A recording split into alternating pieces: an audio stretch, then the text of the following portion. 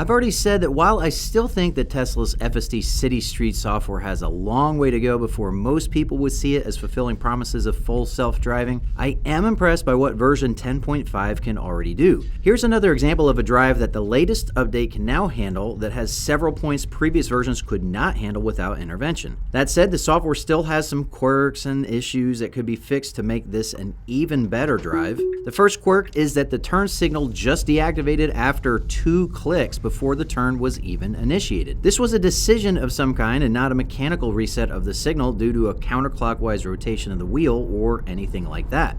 Oh, and yes, my tire pressure warning light is on, and that's where I'm driving, to a tire place only about 8 minutes away for a quick top off. One of the issues FSD Beta introduces that I have not experienced with public build autopilot in quite some time is unnecessary slowing for curves on this road. This update handled the first curve without slowing at all, which is the right thing to do. However, the software applies some hard braking that was not just unnecessary for the upcoming curve, but was also way too aggressive for comfort. Additionally, it then accelerated back to the speed limit to take the curve itself, further evidence that the braking never should have happened in the first place. Then it repeats this pattern of early and aggressive braking, then accelerating back to the speed limit for the next curve.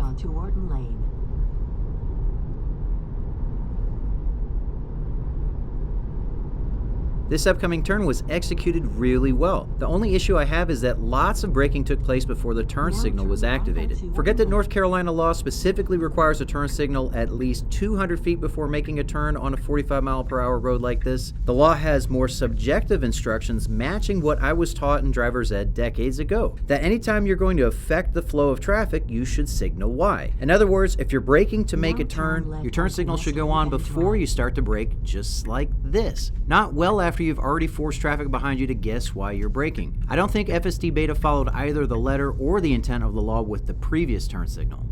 This is the first minor bobble in pathfinding. If you watch the animation, you can see the planned path flip back and forth between driving around this parked truck and trailer and stopping behind them. It sorted things out and did an otherwise great job of getting around them. The next obstacle I thought the software handled really well was recognizing the leaf piles on the side of the road as the new edge of the road. Here in Raleigh, this is what you do to get the leaf trucks to suck up your leaves. So these long roadside leaf piles are everywhere this time of year.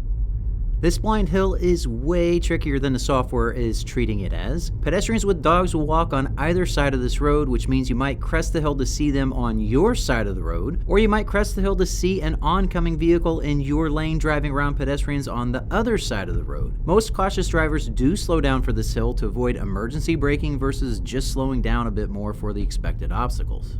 Here, FSD Beta does something even human drivers instinctively do, activating the right turn signal as if this 90-degree bend is a turn and not a curve. No signal is needed though, as it is nothing but driveways everywhere else. And here's one of those pedestrians I was talking about. I would have moved over early so she would have known it was safe for her to stay on the road. FSD Beta did move over a little bit, but not enough to keep her from moving onto the grass. No harm, no foul with this one though. It's just a difference in etiquette between how I drive here and how the software did it. In 500 feet, turn left to stay on Lake Ann Drive.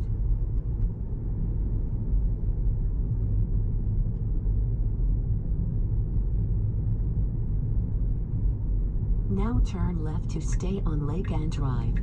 This left turn is where I think FSD Beta actually did better than I see most drivers doing. It slowed to be able to see if cars were coming around from the right before crossing their path to make the left turn. Most drivers just whip this left as if there could never be a car coming from the right. Every now and then, I will see a near miss that results from bad human driving that I don't think could have happened the way FSD Beta just took that turn.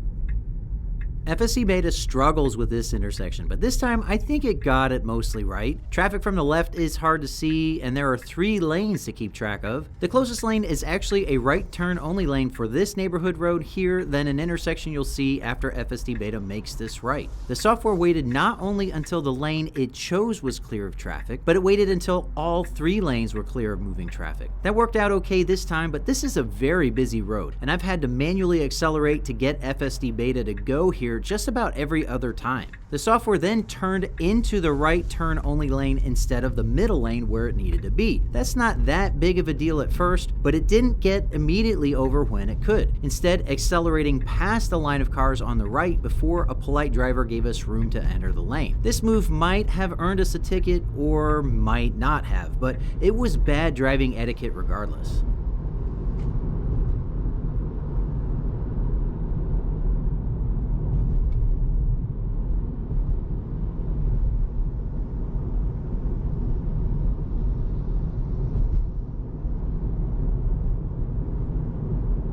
Once again, FSD Beta switched over to the passing lane way earlier than it needed to for our upcoming left. As I always do the speed limit when testing autopilot, this typically means trailing cars need to pass me on the right, which is what happened here. I wasn't actually blocking anyone behind me, so I didn't manually move back over, but I would have done that for sure if that were the case.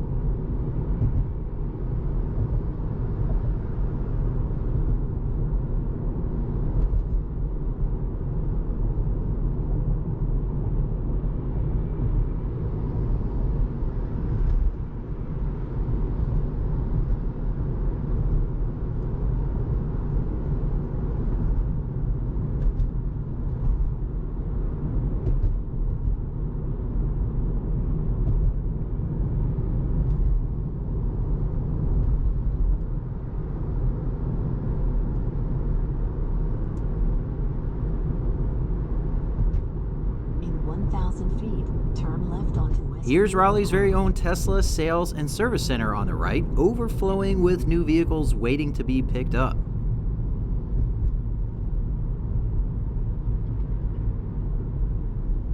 Also, once again, FSD Beta changed into the left turn lane without signaling. That is a violation of North Carolina turn signal laws and common sense if you ask me, so I have no idea why this ever happens in the first place. Tesla needs to fix this for sure. At least the software correctly stayed in the rightmost left turn lane because we need to be in the right lane after the turn to pull into our destination. There's still many intersections where even this update of the software picks the wrong turn lane, causing a missed subsequent turn or exit.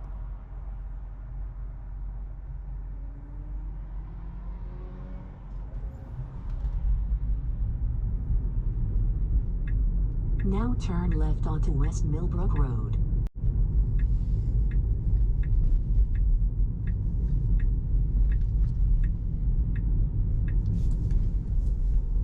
Yay! That was really good pathfinding through a turn that was not well marked at all, following a vehicle that turned into a different lane. There were several opportunities for FSD Beta to do that wrong, but other than a little steering jiggle at the end, it executed that turn perfectly, lining us up for our upcoming turn into our destination. Now your destination is on the left. And there it is, another drive free from interventions. However, I really wanted to feature this one because of all of the ways even a relatively safe drive on FSD Beta can show areas it still needs to improve. Be sure to subscribe for more videos like this. I really appreciate you watching The Tech of Tech, and I hope to see you next time.